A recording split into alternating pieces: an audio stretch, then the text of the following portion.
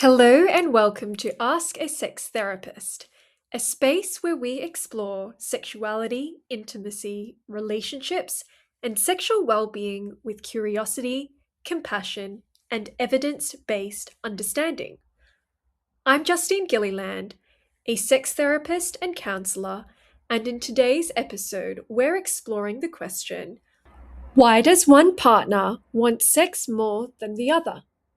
Mismatched desire is when sexual partners have differing preferences in initiation, frequency, type, and timing of sexual activity. It is the most common reason that couples seek sex therapy, often presented as a low libido issue. Inherently, each partner's desire for sex is not necessarily too low or too high, simply different. Mismatched desire presents in all types of sexual relationships. Today I'm going to explore common causes of mismatched desire, myths that disrupt understanding, how mismatched desire impacts relationships, and how sex therapy can help. So, what causes mismatched desire? Mismatched desire can stem from a range of individual, relational, biological, and sociocultural factors. Individually, it can simply mean that each person places a different sense of interest, importance, or meaning on sexual activity. This is a normal part of human diversity, which is important to accept and respect. However, when mismatched desire becomes a source of disconnection and stress, there are often additional factors involved that heighten and perpetuate this divide. If there is a disconnect between ideally wanting sex in the relationship but experiencing minimal desire, this may indicate that other factors are at play. Relationship factors that could be at play include relationship dissatisfaction and conflict, lack of communication, fears and avoidance around intimacy, chasing dynamics that lead to demand and avoidance, de eroticization of the relationship, life stage changes, unequal division of labor, and guilt or pressure around sex.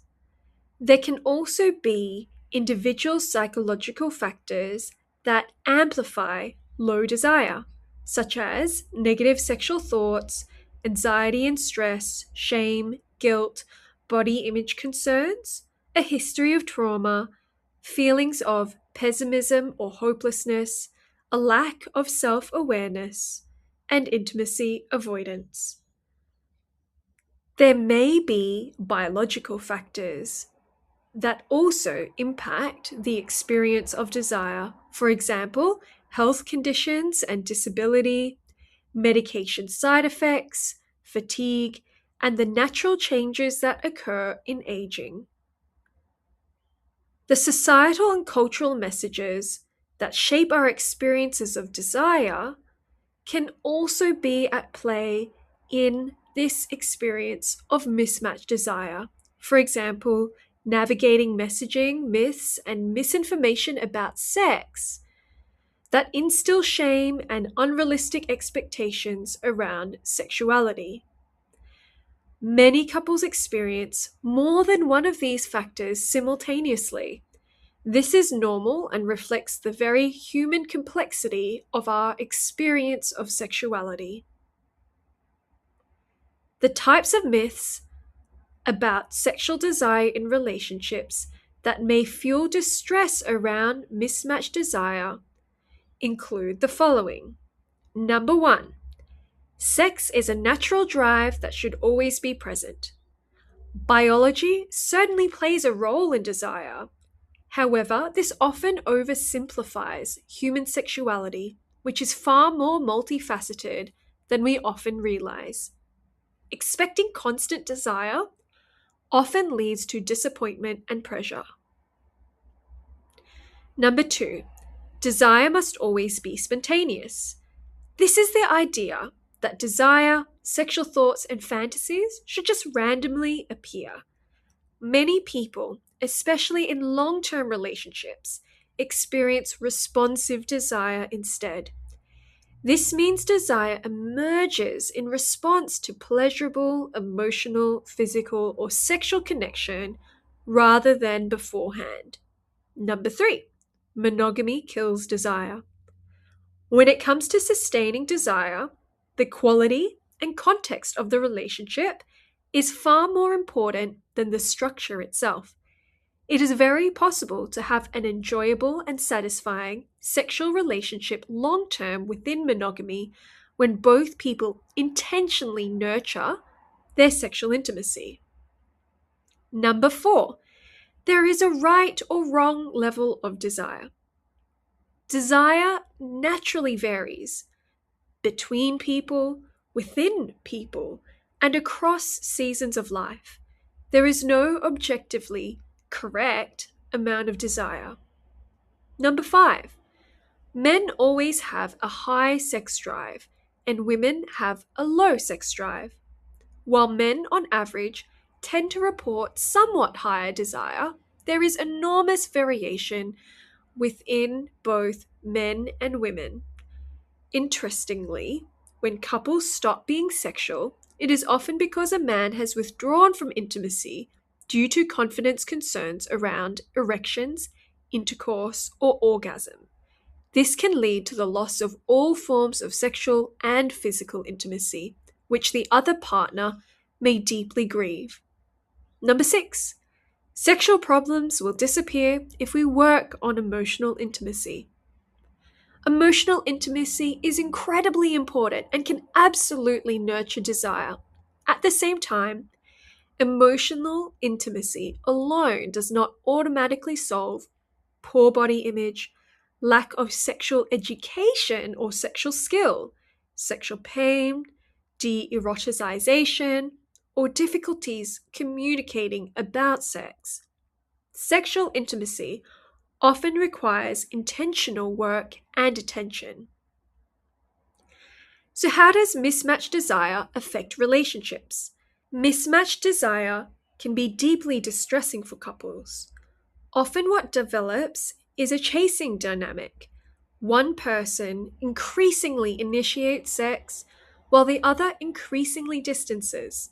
This can lead to feelings of rejection and undesirability in the pursuer, and feelings of pressure, judgment, resentment, or inadequacy in the distancer. Very often, it is not the desire difference itself that causes the deepest distress, but the cycle of pressure, avoidance, resentment, and disconnection. So, here are some practical steps you can try. One helpful starting point is to romance each other. Take a date night, set aside an intentional time together. Show affection, admiration, and interest in each other. But absolutely critical, do these things. Romance each other without expecting sex afterwards. This helps to reset the cycle. It creates safety and connection around intimacy rather than pressure. It is also important to set realistic expectations. Sexual experiences are naturally variable. Not every encounter will be perfectly mutual or synchronous. Communication is also essential. Importantly, sexual communication. Talk openly about what sex means to you, what you enjoy, what you find pleasurable, and how you each uniquely experience desire. Finally, touch regularly. Engage in affectionate, sensual, pleasurable touch without pressure for intercourse or orgasm. Touch without demand often creates much more room for desire to emerge naturally, and in and of itself allows for emotional and physical connection. How can sex therapy help with mismatched desire? Sex therapy approaches mismatched desire holistically, taking into account biological, psychological, relational, and social factors. The aim is not simply to fix libido, but to improve overall sexual well-being and intimacy within the relationship. We explore relationship dynamics, communication, emotional connection, sexual myths, pressure cycles, and practical sexual skills and education. Importantly, sex therapy helps couples move away from seeing one person as the problem and instead approach the issue together as a supportive sexual team. I offer online sex therapy across Australia, supporting individuals and couples experiencing concerns around desire, intimacy, connection, and sexual well-being. When might it be helpful to seek support? Here are some signs that you may need support. The issue feels persistent or worsening. There is significant distress or sexual avoidance. Intimacy and connection are being impacted. Deeper emotional patterns such as trauma, betrayal, anxiety, or shame are present. Or your relationship feels stuck in cycles of conflict or disconnection. It is also important to consider consulting with your GP if there are suspected medical or biological factors contributing to changes in desire. My final thoughts are this: mismatched desire is an incredibly common and normal human experience. Differences in desire do not mean that one person is broken, needy, inadequate, or failing. Very often, the deepest issue is not the desire difference itself, but the pressure, shame, misunderstanding, and disconnection that develops around it. When couples begin approaching desire with curiosity, flexibility, communication, and teamwork, it becomes much easier to nurture intimacy and sexual well-being together. Sexual intimacy is not about achieving perfect synchronicity. It is about learning how to stay connected to each other within the natural variability of human desire. Thank you for listening to Ask a Sex Therapist. This podcast is a space where I'll be exploring common questions and themes that arise in my work around sexuality, intimacy, relationships, and sexual well-being. Topics that many people quietly struggle with, but rarely talk about openly.